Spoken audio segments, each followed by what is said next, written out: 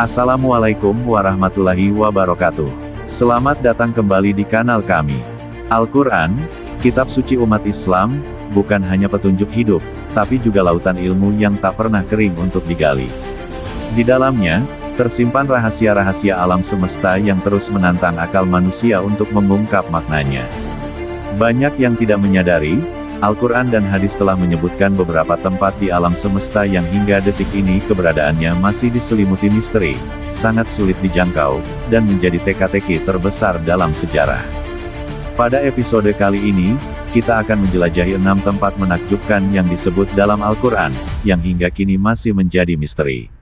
Tempat apa sajakah itu, dan di manakah keberadaannya? Tapi sebelum kita mulai, pastikan Anda sudah menekan tombol like dan subscribe untuk terus mendukung kanal ini agar kami bisa terus menyajikan konten-konten bermanfaat lainnya. Bismillahirrahmanirrahim. Assalamualaikum warahmatullahi wabarakatuh. Saudaraku sekalian, di antara rahasia-rahasia agung yang tersembunyi di alam semesta ciptaan Allah, ada satu legenda suci yang gaungnya terdengar melintasi zaman. Sebuah pencarian akan sumber keabadian, yang dikenal dengan nama, Ainul Hayat, mata air kehidupan. Ini bukanlah sekadar dongeng pengantar tidur. Kisahnya berkelindan erat dengan dua sosok agung yang namanya diabadikan dalam Al-Quran, Sang Raja Perkasa, Zulkarnain, dan Sang Hamba Misterius yang ilmunya melampaui zaman, Nabi Khidir, alaihi salam. Bagaimana Al-Quran memberikan petunjuk, dan apa yang diungkapkan oleh para ulama tafsir, terutama sang ahli sejarah, Imam Ibnu Katsir, mengenai mata air misterius ini. Mari kita telusuri jejaknya. Kisah tentang Ainul Hayat tidak disebutkan secara langsung dalam Al-Quran. Namun, para ulama tafsir mengaitkannya dengan sebuah perjalanan kolosal yang dilakukan oleh seorang hamba Allah yang saleh, yang diberi kekuasaan agung, Zulkarnain. Allah subhanahu wa ta'ala berfirman dalam surah Al-Kahfi, ayat 83 hingga 86. Lebih besar dari, dan mereka bertanya kepadamu, Muhammad tentang Zulkarnain. Katakanlah, akan kubacakan kepadamu kisahnya. Sungguh, kami telah memberi kedudukan kepadanya di bumi, dan kami telah memberikan kepadanya kemampuan untuk menempuh segala sesuatu. Maka dia pun menempuh suatu jalan. Hingga ketika dia telah sampai ke tempat terbenamnya matahari, dia melihat matahari terbenam di dalam laut yang berlumpur hitam hamiyah.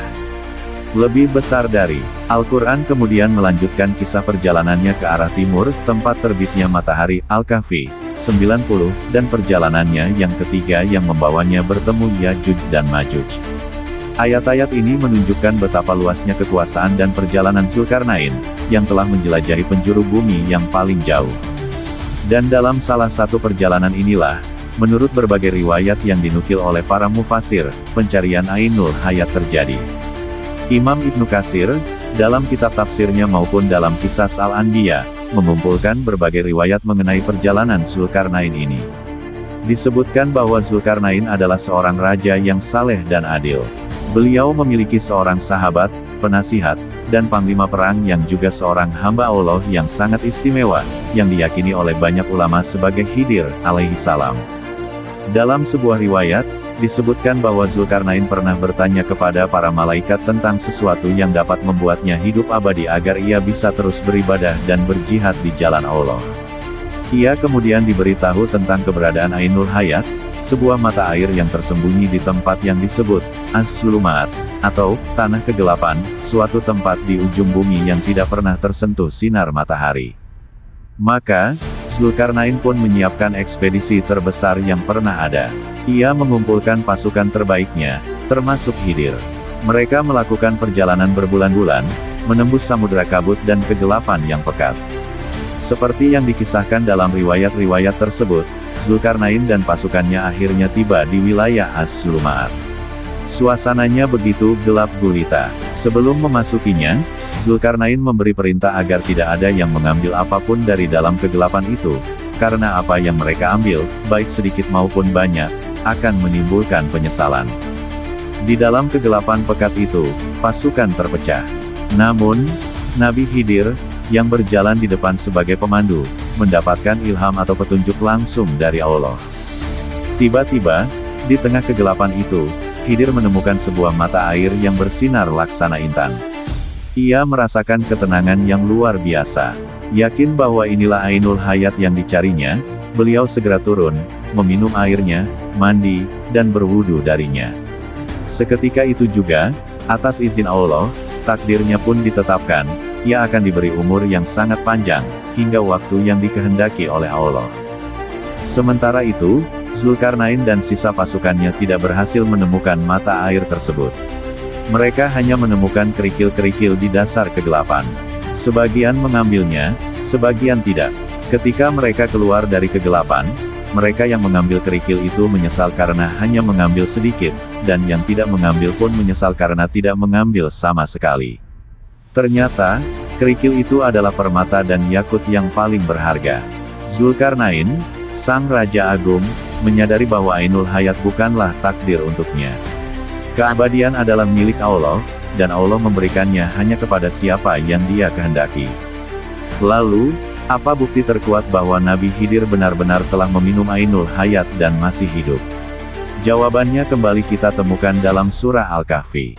Imam Ibnu Katsir, bersama dengan mayoritas ulama tafsir, meyakini bahwa hamba saleh yang ditemui oleh Nabi Musa, alaihi salam di pertemuan dua lautan, adalah Nabi Khidir. Allah berfirman, lebih besar dari, lalu mereka bertemu dengan seorang hamba di antara hamba-hamba kami, Khidir, yang telah kami berikan rahmat kepadanya dari sisi kami, dan yang telah kami ajarkan kepadanya ilmu dari sisi kami. Surah Al-Kahfi, 65. Kisah dialog antara Nabi Musa dan Nabi Khidir ini sangatlah terkenal. Imam Ibnu Katsir menjelaskan bahwa peristiwa ini terjadi jauh setelah zaman Zulkarnain. Fakta bahwa Nabi Khidir, yang hidup di zaman Zulkarnain, bisa bertemu dan mengajari Nabi Musa, menunjukkan bahwa ia telah diberi umur yang luar biasa panjang oleh Allah. Inilah buah dari pertemuannya dengan Ainul Hayat, sebuah kehidupan panjang yang didedikasikan untuk menjalankan misi-misi rahasia atas perintah Allah. Adapun riwayat yang menyebutkan bahwa Dajjal juga meminum air ini, Imam Ibnu Katsir dan para ulama hadis terkemuka tidak menguatkannya. Riwayat tersebut dianggap lemah atau berasal dari kisah Israiliyat yang tidak bisa dijadikan sandaran akidah. Keistimewaan Ainul Hayat secara valid dalam khazanah Islam terikat erat dengan sosok Nabi Khidir alaihi salam. Saudaraku sekalian, kisah Ainul Hayat adalah cerminan agung dari kekuasaan Allah. Ia mengajarkan kita bahwa, keabadian, bukanlah tujuan. Zulkarnain, dengan segala kekuasaannya, tidak mendapatkannya. Khidir, dengan ketaatannya, dianugerahi umur panjang bukan untuk dirinya sendiri, melainkan untuk sebuah tugas. Ainul Hayat hingga kini tetap menjadi misteri. Lokasinya tersembunyi dari pandangan manusia, tersimpan rapat dalam perbendaharaan ilmu gaib Allah. Pelajaran bagi kita jelas, kehidupan sejati bukanlah tentang seberapa lama kita hidup di dunia ini, melainkan tentang seberapa dalam kita beribadah dan seberapa besar manfaat yang kita berikan, demi mencari kehidupan abadi yang sesungguhnya kelak di akhirat. Wallahu a'lam bishshawab. Allah Maha mengetahui segala kebenaran. Saudaraku sekalian, jika ada satu nama yang disebut dalam kitab suci yang mampu menebarkan kengerian sekaligus rasa penasaran, itu adalah Ya'juj dan Ma'juj, Gog dan Magog. Mereka adalah salah satu dari 10 tanda-tanda besar Asyratus Sa'ah Al-Kubra, akan datangnya hari kiamat. Dua suku perusak yang keberadaannya saat ini ditahan oleh sebuah benteng misterius. Sebuah tembok raksasa yang dibangun bukan dari batu bata, melainkan dari lelehan besi dan tembaga. Inilah kisah tentang tembok Zulkarnain, sebuah mahakarya teknik kuno yang diilhami wahyu, dan sebuah penjara yang menunggu waktu untuk dihancurkan atas izin Allah. Di manakah lokasinya, dan apa kata Al-Quran serta Imam Ibnu Katsir tentangnya? Kisah ini kembali terpusat pada sosok agung, Raja Zulkarnain. Setelah kita membahas perjalanannya mencari Ainul Hayat dalam bab 1, Al-Quran dalam surah Al-Kahfi melanjutkan kisah ekspedisi ketiganya. Allah Subhanahu wa Ta'ala berfirman, lebih besar dari, kemudian dia, Zulkarnain, menempuh suatu jalan yang lain lagi. Hingga ketika dia telah sampai di antara dua gunung, As-Sadain, dia mendapati di hadapan kedua bukit itu suatu kaum yang hampir tidak mengerti pembicaraan. Surah Al-Kahfi, 92-93. Zulkarnain tiba di sebuah wilayah terpencil, di antara dua gunung besar yang menjulang tinggi, yang berfungsi seperti dua dinding alami. Di sana, ia bertemu dengan sebuah kaum yang begitu terasing, bahasa mereka pun hampir tak bisa dipahami. Meskipun ada kendala bahasa, kaum ini berhasil menyampaikan keluhan mereka yang paling menakutkan. Mereka hidup dalam teror. Lebih besar dari, mereka berkata, "Wahai Zulkarnain, sesungguhnya Ya'juj dan Ma'juj itu adalah kaum yang berbuat kerusakan di muka bumi. Maka dapatkah kami memberikan sesuatu pembayaran kepadamu, supaya kamu membuat dinding antara kami dan mereka?" Surah Al-Kahfi, 94. Lebih besar dari, siapakah Ya'juj dan Ma'juj? Sebelum kita lanjutkan pembangunan temboknya, mari kita pahami dulu, siapa sebenarnya Ya'juj dan Ma'juj ini. Imam Ibnu Katsir dalam tafsirnya menegaskan, berdasarkan hadis-hadis yang sahih, bahwa Ya'juj dan Ma'juj adalah manusia. Mereka adalah keturunan dari Nabi Adam, alaihi salam, dari garis keturunan Yafits, salah satu putra Nabi Nuh, alaihi salam. Jadi, mereka adalah saudara jauh kita, namun dari suku yang berbeda. Lalu, apa kerusakan yang mereka lakukan? Imam Ibnu Katsir menukil berbagai riwayat yang menggambarkan mereka sebagai bangsa barbar yang brutal. Mereka dikisahkan memiliki jumlah yang luar biasa banyak, merusak tanaman, membunuh manusia, menjarah, dan tidak meninggalkan apapun selain kehancuran di belakang mereka. Merekalah teror sejati di muka bumi pada masa itu. Proyek konstruksi paling agung. Menghadapi permintaan kaum yang tertindas itu, Zulkarnain, sebagai seorang raja yang saleh dan tidak gila harta, menolak bayaran mereka. Lebih besar dari, Zulkarnain berkata, apa yang telah dikuasakan oleh Tuhanku kepadaku terhadapnya, kekuasaan, adalah lebih baik. Maka tolonglah aku dengan kekuatan, manusia dan alat-alat, agar aku membuatkan dinding penghalang antara kamu dan mereka. Surah Al-Kahfi, 95. Zulkarnain tidak meminta emas, ia meminta tenaga kerja. Dan disinilah kejeniusan teknologinya dimulai. Ia tidak membangun tembok biasa. Langkah pertama, fondasi besi. Zulkarnain memerintahkan, lebih besar dari, berilah aku potongan-potongan besi, Subar Al-Hadid. Surah Al-Kahfi, 96. Lebih besar dari, kaum itu diperintahkan mengumpulkan semua besi yang mereka punya. Potongan-potongan besi itu disusun, ditumpuk, hingga mengisi penuh celah di antara dua gunung tersebut. Lebih besar dari, hingga ketika besi itu telah sama rata dengan kedua puncak gunung itu. Surah Al-Kahfi, 96. Lebih besar dari, langkah kedua, proses peleburan. Bayangkan pemandangan itu. Sebuah celah gunung raksasa kini telah terisi penuh dengan tumpukan balok-balok besi. Lalu, Zulkarnain memberi perintah selanjutnya.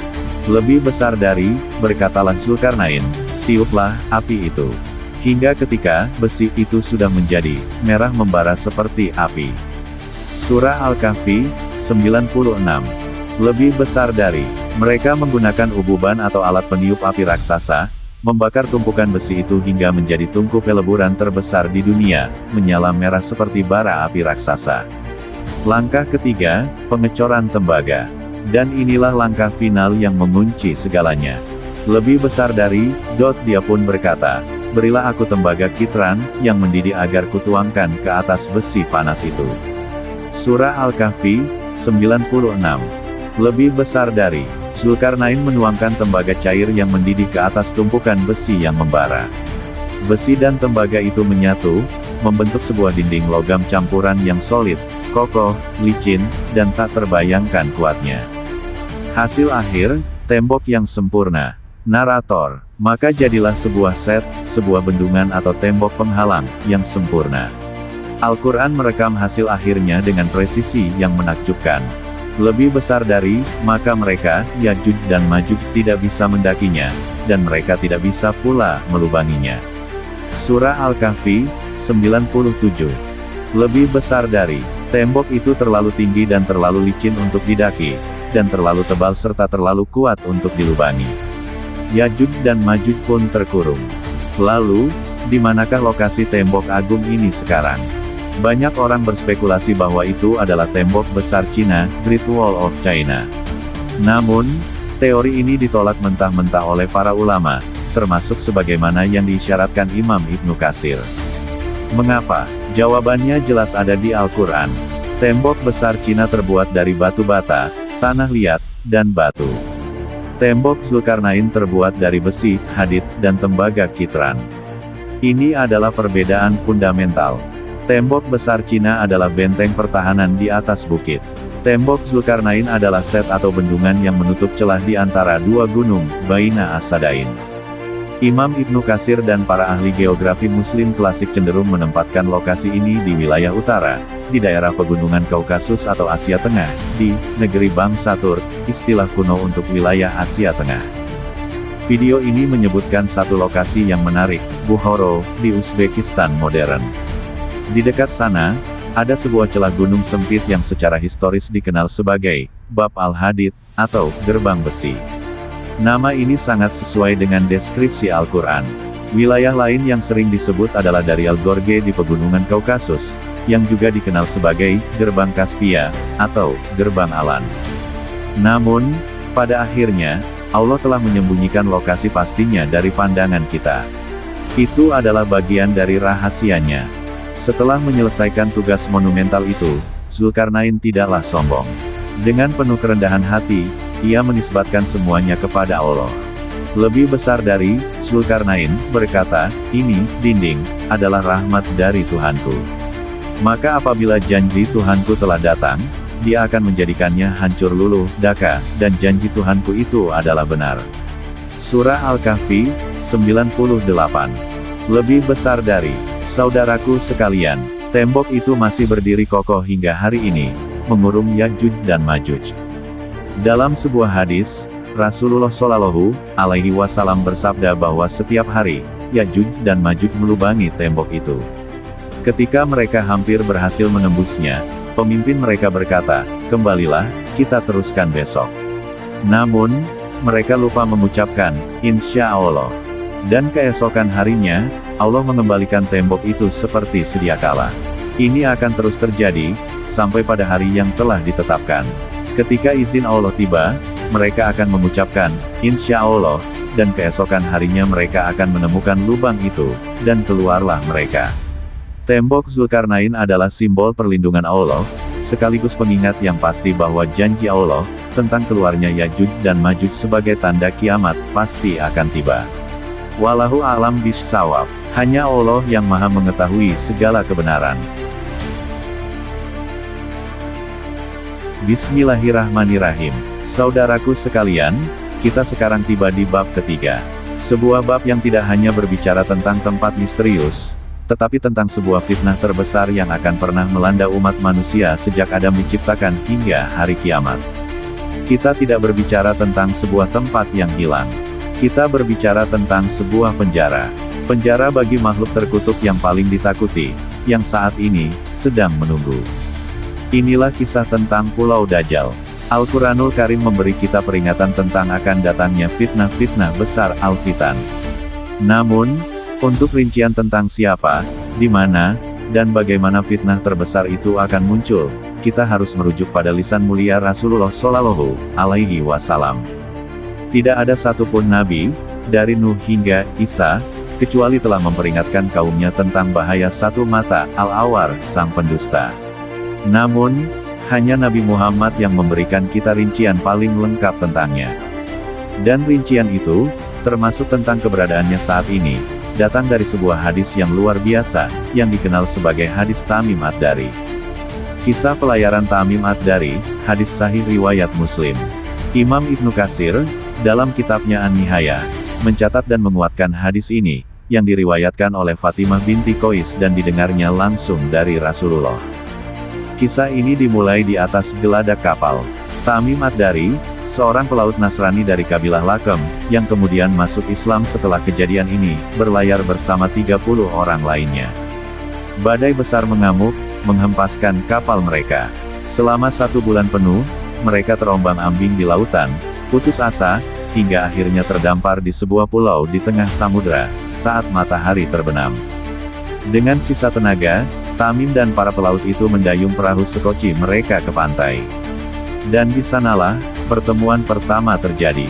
Bukan dengan manusia. Mereka bertemu dengan seekor makhluk yang sangat aneh. Seekor binatang yang dipenuhi begitu banyak bulu, hingga mereka tidak bisa membedakan mana kepala dan mana ekornya. Mereka bertanya, "Celakalah engkau, siapa kamu ini?" Makhluk itu menjawab dengan bahasa manusia yang fasih, "Aku adalah Al-Jassasah, sang mata-mata atau sang pengintai." Mereka bertanya, "Apa itu Al-Jassasah?" Makhluk itu tidak menjawab. Ia hanya berkata, "Wahai orang-orang, pergilah kalian kepada seorang laki-laki yang ada di dalam Ad-Dair, biara atau benteng itu. Sungguh, dia sangat ingin mendengar kabar dari kalian." Tamim Ad-Dari meriwayatkan, ketika dia menyebut nama seorang laki-laki, kami ketakutan. Kami mengira dia adalah jelmaan setan. Mereka bergegas menuju benteng atau biara yang ditunjuk. Dan di dalamnya, mereka menemukan pemandangan yang takkan pernah mereka lupakan seumur hidup. Di sana, terikat, adalah manusia terbesar yang pernah mereka lihat. Sosoknya terbelenggu dengan rantai besi yang paling kuat. Kedua tangannya diikat ke lehernya, dan dari lutut hingga mata kakinya terikat dengan besi. Maka, terjadilah dialog paling menakutkan dalam sejarah. Dialog di dalam penjara. Makhluk terbelenggu itu bertanya, "Siapa kalian?" Mereka menjawab, "Kami orang Arab." Makhluk terbelenggu itu bertanya, "Siapa kalian?" Mereka menjawab, "Kami orang-orang Arab. Kami terdampar di pulau ini." Lalu, makhluk itu mulai menginterogasi mereka. Dia tidak bertanya tentang siapa raja mereka. Dia bertanya tentang tanda-tanda spesifik yang akan memicu kebebasannya.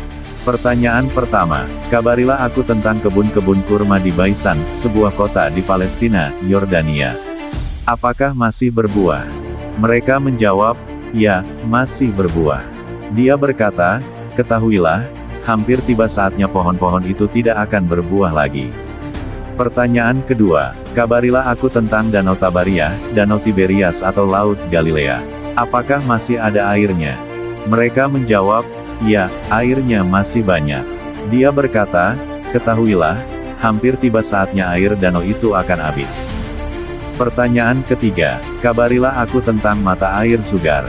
Apakah masih memancarkan air dan digunakan penduduk untuk bercocok tanam?" Mereka menjawab, "Ya, airnya melimpah dan penduduk menggunakannya." Pertanyaan keempat dan paling penting, "Kabarilah aku tentang An-Nabi Al-Umi, Nabi yang Umi, Muhammad Shallallahu Alaihi Wasallam. Apa yang telah dia lakukan?" Mereka menjawab, "Dia telah muncul di Mekah dan kini tinggal di Yasrib, Madinah. Dia diperangi oleh orang-orang Arab." Makhluk itu bertanya lagi, "Dan bagaimana orang-orang Arab terhadapnya?" Mereka menjawab, "Dia telah mengalahkan mereka, dan orang-orang Arab ini tunduk padanya." Makhluk itu terkejut. "Sungguhkah itu telah terjadi?" "Benar," jawab mereka. Dia berkata, "Ketahuilah, adalah lebih baik bagi mereka untuk mengikutinya." Narator, setelah mendapatkan semua jawaban itu, makhluk terbelenggu itu akhirnya mengungkap identitasnya. "Lebih besar dari, sekarang, aku akan beritahu kalian siapa aku. Aku adalah Al-Masih Ad-Dajjal. Dan ketahuilah, hampir tiba waktunya aku akan diberi izin untuk keluar Khuruj. Lebih besar dari aku akan keluar dan berjalan di muka bumi. Tidak ada satupun kampung kecuali akan aku singgahi dalam waktu 40 malam, kecuali Mekah dan Tayyibah, Madinah. Keduanya diharamkan bagiku. Lebih besar dari." Setelah mendengar kisah ini, Rasulullah Shallallahu Alaihi Wasallam naik ke atas mimbar, dan beliau bersabda kepada para sahabatnya, "Sungguh, cerita Tamim Ad-Dari sangat sesuai dengan apa yang pernah aku sampaikan kepada kalian tentang Dajjal. Lalu, di manakah lokasi pulau itu?" Rasulullah memberikan satu petunjuk. Sambil menunjuk dengan tongkatnya ke arah timur, beliau bersabda, "Lebih besar dari, ketahuilah, dia, Dajjal berada di arah timur. Dia berada di arah timur. Dia berada di arah timur." Beliau mengatakannya 3 kali. "Dia berada di lautan Syam, Mediterania, atau lautan Yaman." "Oh tidak, tapi di arah timur." Lebih besar dari. Imam Ibnu Katsir dan para ulama tafsir menegaskan bahwa lokasi pulau ini adalah gaib. Allah sengaja menyembunyikannya dari pengetahuan manusia. Lalu, Bagaimana dengan teori yang disebutkan dalam video, yang mengaitkannya dengan Pulau Socotra di Yaman? Teori ini populer di zaman modern karena Socotra adalah pulau yang sangat terisolasi, memiliki flora dan fauna yang aneh seperti pohon darah naga, yang tidak ada di tempat lain di bumi. Pemandangannya seolah bukan dari dunia ini. Akan tetapi, sebagaimana video itu sendiri akui, mayoritas ulama menolak teori ini karena tidak memiliki dalil yang kuat. Pertama, Socotra berada di selatan Jazirah Arab, bukan di timur seperti yang diisyaratkan Rasulullah. Kedua, Socotra saat ini berpenghuni dan bisa diakses, sangat kontras dengan gambaran pulau penjara yang misterius. Misteri pulau ini bukanlah sesuatu untuk kita pecahkan. Ia adalah rahasia Allah. Saudaraku sekalian, kisah Pulau Dajjal bukanlah kisah petualangan. Ini adalah sebuah inzar, sebuah peringatan keras. Poinnya bukanlah di mana pulau itu berada. Poinnya adalah, Dajjal itu nyata. Dia ada, saat ini, terbelenggu, mendengarkan berita dunia, dan menunggu hari ketika air Danau Tiberias mengering. Danau itu, sekarang sedang mengering dengan cepat. Maka, jangan sibuk mencari pulaunya. Sibuklah membentengi diri kita dan keluarga kita dari fitnahnya. Seperti yang diajarkan Rasulullah. Bacalah dan hafalkan 10 ayat pertama, atau terakhir, surah Al-Kahfi. Dan berdoalah di setiap tasyahud akhir kita. Allahumma inni a'udzu bika min azab jahannam, wa min azabil kabri, wa min fitnatil mahya wal mamat, wa min syarri fitnatil masiihid dajjal. Semoga Allah melindungi kita semua dari fitnah terbesar di akhir zaman. Wallahu a'lam bishshawab. Bismillahirrahmanirrahim. Saudaraku sekalian, kita tiba di bab keempat. Sebuah bab yang membahas tentang sosok yang tidak ada bandingannya dalam sejarah manusia. Seorang nabi, sekaligus seorang raja, yang kekuasaannya tidak hanya mencakup manusia, tetapi juga jin, hewan, dan bahkan angin. Inilah Nabi Sulaiman, alaihi salam. Allah mengabadikan doanya yang monumental dalam surah Sad ayat 35. Lebih besar dari, ya Tuhanku, ampunilah aku dan anugerahkanlah kepadaku kerajaan yang tidak dimiliki oleh seorang pun sesudahku. Sungguh, Engkaulah yang maha pemberi. Lebih besar dari, dan Allah mengabulkannya. Nabi Sulaiman dianugerahi kekayaan yang tak terhitung dan kekuasaan yang tak tertandingi. Namun, di manakah jejak pusat kerajaannya yang legendaris itu? Inilah salah satu misteri terbesar yang masih diperdebatkan hingga hari ini. Al-Quran memberi kita gambaran sekilas tentang kemegahan teknologi dan arsitektur di zaman Nabi Sulaiman. Para pekerjanya bukanlah manusia biasa. Mereka adalah para syayatin, dari golongan jin, yang ditundukkan oleh Allah untuknya.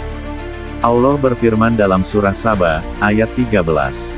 Lebih besar dari, para jin itu membuat untuk Sulaiman apa yang dikehendakinya, dari gedung-gedung yang tinggi, mihrab patung-patung, piringan-piringan, besar seperti kolam dan periuk-periuk yang tetap berada di atas tungku. Lebih besar dari, puncak dari kemegahan istananya dideskripsikan dalam kisahnya dengan Ratu Balkis, Ratu Saba. Nabi Sulaiman membangun sebuah istana es-syar, yang begitu menakjubkan, dengan lantainya terbuat dari kaca bening yang di bawahnya dialiri air. Dalam surah An-Naml ayat 44, lebih besar dari, dikatakan kepadanya, Balkis masuklah ke dalam istana. Maka ketika dia melihat lantai istana itu, dikiranya kolam air yang besar, dan dia menyingkapkan kedua betisnya, hendak melintas. Sulaiman berkata, sesungguhnya ini hanyalah istana yang lantainya dilapisi kaca. Lebih besar dari, ini adalah bukti peradaban yang jauh melampaui zamannya. Sebuah kerajaan yang menggabungkan kayu zaitun dan cemara dengan emas, kaca, dan teknologi jin yang tak terbayangkan. Lalu, di manakah pusat pemerintahan ini? Seluruh ahli sejarah, baik Muslim, Yahudi, maupun Nasrani, sepakat bahwa pusat kerajaan Nabi Sulaiman berada di kota suci Yerusalem, atau yang kita kenal sebagai Baitul Maqdis. Disinilah Nabi Sulaiman membangun sebuah masjid yang agung untuk menyembah Allah. Dalam literatur bangsa Yahudi, bangunan inilah yang dikenal sebagai Solomon's Temple, atau Haikal Sulaiman. Namun, disinilah misteri itu dimulai. Bangunan agung yang didirikan Nabi Sulaiman itu telah hancur lebur berkali-kali dalam sejarah, akibat invasi dan peperangan, terutama oleh Nebukadnezar dari Babilonia dan kemudian oleh bangsa Romawi. Video ini menyebutkan bahwa istana dan haikal itu kini sudah tiada. Satu-satunya sisa bangunan yang diyakini oleh kaum Yahudi sebagai bagian dari kompleks Haikal Sulaiman hanyalah tembok sebelah barat, yang hari ini dikenal sebagai tembok ratapan, Wailing Wall. Bagi umat Islam, tembok ini juga memiliki nilai sejarah yang sakral, dikenal sebagai tembok Al-Burak, tempat di mana Rasulullah Shallallahu Alaihi Wasallam mengikat buraknya saat peristiwa Isra Miraj. Misteri ini semakin rumit dan menjadi isu paling sensitif di planet ini karena satu keyakinan. Sebagaimana disebutkan dalam video, banyak ahli terutama dari kalangan Yahudi dan arkeolog Barat meyakini bahwa pondasi asli dari Haikal Sulaiman, atau Istana Sulaiman berada tepat di bawah kompleks suci umat Islam saat ini, yaitu Masjid Al-Aqsa dan Kubah Sahra, Dome of the Rock. Mereka percaya bahwa Masjid Al-Aqsa yang kita lihat hari ini dibangun persis di atas reruntuhan Haikal Sulaiman. Keyakinan inilah yang menjadi bahan bakar utama konflik di sana. Seperti yang disinggung dalam video, keyakinan bahwa Haikal Sulaiman terkubur di bawah Al-Aqsa, telah melahirkan ambisi besar dari kelompok-kelompok Yahudi ekstremis untuk membangun kembali kuil ketiga, The Third Temple. Bagi mereka, untuk membangunnya, mereka harus, dan ini adalah poin yang paling berbahaya, menghancurkan Masjid Al-Aqsa terlebih dahulu untuk menggali fondasi aslinya. Inilah mengapa kita terus-menerus mendengar adanya penggalian-penggalian terowongan di bawah kompleks Masjid Al-Aqsa, yang mengancam struktur dan kesucian masjid itu. Maka, misteri kerajaan Sulaiman bukanlah misteri lokasi. Lokasinya jelas, Yerusalem. Misterinya adalah, apa yang tersisa darinya, di mana tepatnya ia terkubur, dan takdir apa yang menanti di atasnya, di salah satu titik paling diperebutkan di muka bumi. Wallahu a'lam bishawab. Bismillahirrahmanirrahim. Saudaraku sekalian, kita tiba di bab kelima. Kali ini, kita tidak akan membahas kemegahan istana atau mata air kehidupan. Kita akan bergeser ke sebuah tempat yang reputasinya dibangun di atas kengerian. Sebuah lubang raksasa di perut bumi, yang oleh Rasulullah Shallallahu Alaihi Wasallam disebut sebagai seburuk-buruknya air di muka bumi. Sebuah tempat yang diyakini bukan sekadar formasi geologi biasa. Inilah sumur Barhut, penjara dunia bagi jiwa-jiwa yang ingkar. Jauh di sebuah lembah terpencil di Hadramaut, Yaman, terhampar sebuah padang pasir tandus. Di tengahnya, menganga sebuah lubang raksasa yang oleh penduduk lokal dijuluki sebagai sumur neraka. Inilah sumur Barhut. Secara fisik, sebagaimana disebutkan dalam video, lubang ini memiliki lebar sekitar 100 meter dan kedalaman yang diperkirakan mencapai 250 meter. Namun, bukan ukuran fisiknya yang membuatnya melegenda. Selama berabad-abad, tempat ini begitu misterius karena, seperti yang disebutkan dalam video, tempat ini belum pernah dijelajahi oleh para peneliti. Penduduk setempat pun enggan mendekatinya, takut akan gas beracun dan reputasi supranatural yang menyelimutinya. Legenda yang dipercayai oleh penduduk setempat, dan disinggung dalam video, mengatakan bahwa sumur ini bukanlah buatan manusia. Mereka meyakini bahwa sumur ini digali di masa lampau atas perintah raja-raja kuno yang menundukkan bangsa jin. Sumur ini dibangun oleh para jin untuk dijadikan sebagai penjara bagi mereka yang membangkang. Keyakinan akan adanya campur tangan bangsa jin inilah yang menambah aura mistisnya. Namun, kengerian sumur Barhut yang sesungguhnya berasal dari apa yang ada di dalamnya. Inilah inti dari misteri Barhut. Dalam berbagai riwayat dan hadis, sumur Barhut disebut-sebut memiliki kaitan erat dengan alam barzakh, alam kubur. Rasulullah Shallallahu Alaihi Wasallam bersabda, "Air yang terbaik di muka bumi adalah air Zam-Zam. Padanya terdapat makanan yang mengenyangkan dan obat bagi penyakit. Dan air yang terburuk di muka bumi adalah air di lembah Barhut di Hadramaut. Ia seperti kaki belalang karena saking sedikitnya yang di waktu pagi memancar dan di waktu sore telah kering." Dalam riwayat lain yang lebih kuat, disebutkan secara gamblang fungsinya. Sebagaimana video ini menyebutkan, sumur Barhut diyakini sebagai tempat berkumpulnya roh orang-orang kafir. Diriwayatkan dari Ibnu Abbas radhiyallahu anhu, bahwa roh orang-orang beriman dikumpulkan di Al-Jabiyah, di Syam, sementara roh orang-orang kafir dikumpulkan di Barhut.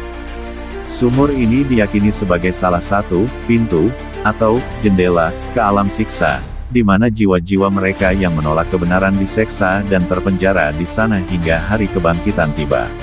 Penduduk lokal sering melaporkan bau busuk yang tak tertahankan yang keluar dari lubang tersebut, yang mereka yakini sebagai bau dari alam gaib tersebut. Saudaraku sekalian, berbeda dengan Ainul Hayat yang menjadi simbol kehidupan abadi, Sumur Barhut adalah simbol dari kesudahan yang sebaliknya. Hingga saat ini, sumur itu tetap menjadi sebuah legenda yang masih diperdebatkan. Sebuah lubang gelap di Hadramaut yang menyimpan rahasia tentang apa yang terjadi setelah kematian bagi mereka yang berpaling. Ia adalah pengingat yang nyata di muka bumi, bahwa janji Allah tentang pahala dan siksa adalah benar adanya. Wallahu a'lam bishawab. Bismillahirrahmanirrahim. Saudaraku sekalian, kita telah menjelajahi daratan dan lautan, dari mata air kehidupan hingga penjara para jin. Kini, di bab penutup kita akan mengarahkan pandangan kita ke atas. Ke sebuah tempat yang disaksikan oleh manusia termulia, pada malam perjalanannya yang paling agung. Ini adalah misteri terakhir dalam daftar kita, Gunung Qaf. Kisah tentang Gunung Qaf terikat erat dengan salah satu mukjizat terbesar dalam sejarah kenabian, peristiwa Isra wal Miraj. Seperti yang disebutkan dalam video, ketika Rasulullah Shallallahu Alaihi Wasallam dimirajkan, dinaikkan menembus lapisan-lapisan langit, beliau tidak hanya bertemu dengan para nabi. Beliau juga diperlihatkan pemandangan-pemandangan panorama, yang luar biasa indah dan menakjubkan dari ciptaan Allah. Dalam salah satu riwayat yang dinukil oleh para mufasir, di antara pemandangan menakjubkan itu, Nabi Muhammad Shallallahu Alaihi Wasallam melihat sebuah sinar biru cemerlang yang sangat indah, yang seolah-olah menjadi batas dari cakrawala. Beliau pun bertanya kepada sang pendamping setianya, Malaikat Jibril, alaihi salam, "Wahai Jibril, cahaya apakah itu?" Malaikat Jibril pun menjelaskan bahwa cahaya indah itu bersumber dari sebuah gunung agung yang bernama Gunung Qaf. Video ini, serta banyak kitab tafsir seperti Tafsir Al-Alusi pukul 0:9:14 Alusi, menyebutkan bahwa Gunung Qaf bukanlah gunung seperti yang kita kenal di bumi. Ia bukanlah terbuat dari batu dan tanah. Gunung Qaf digambarkan terbuat dari zamrud hijau, zabarjat, atau permata biru yang agung. Ia adalah ciptaan Allah yang bersifat gaib, tersembunyi dari pandangan mata manusia biasa. Lalu, apa fungsi gunung ini? Dan di mana lokasinya? Disinilah letak misteri terbesarnya. Para ulama tafsir memberikan dua penjelasan menakjubkan yang saling melengkapi. Pertama, menurut sahabat Abdullah ibnu Abbas radhiyallahu anhu, sebagaimana disebutkan dalam riwayatnya, Gunung Qaf adalah gunung raksasa yang mengelilingi seluruh penjuru bumi, muhit bil ard. Ia berfungsi seperti pasak atau pagar bagi dunia yang kita tinggali ini. Ukurannya begitu besar sehingga melampaui imajinasi manusia. Kedua, menurut para mufasir seperti Imam Ibnu Asyur, At-Tahrir wa At-Tanwir. Pernahkah Anda bertanya, mengapa langit kita berwarna biru? Imam Ibnu Asyur dan ulama lainnya berpendapat bahwa warna biru yang kita lihat di langit pada siang hari bukanlah warna langit yang sebenarnya. Langit itu sendiri adalah ruang hampa yang gelap. Warna biru itu, menurut tafsir ini, adalah cahaya pantulan refleksi dari kemegahan Gunung Qaf yang terbuat dari zamrud biru hijau tersebut. Ia menyelimuti bumi kita dengan cahayanya yang menenangkan, sebagai tanda kebesaran Allah. Saudaraku sekalian, dari Ainul Hayat hingga Gunung Qaf, itulah 6 tempat menakjubkan yang disebutkan dalam Al-Quran dan As-Sunnah, yang keberadaannya hingga detik ini masih menjadi misteri. Gunung Qaf mengajarkan kita sebuah pelajaran fundamental, bahwa apa yang kita lihat hanyalah sebagian kecil dari ciptaannya. Di luar jangkauan teleskop dan satelit kita, ada alam gaib yang agung, yang menjadi bukti tak terbantahkan akan kekuasaan Allah Subhanahu wa Ta'ala. Apa yang kita anggap sebagai langit biru, boleh jadi adalah pantulan dari sebuah permata raksasa yang mengelilingi dunia kita. Wallahu a'lam bishawab. Hanya Allah yang Maha mengetahui segala kebenaran dan segala rahasia yang ada di langit dan di bumi.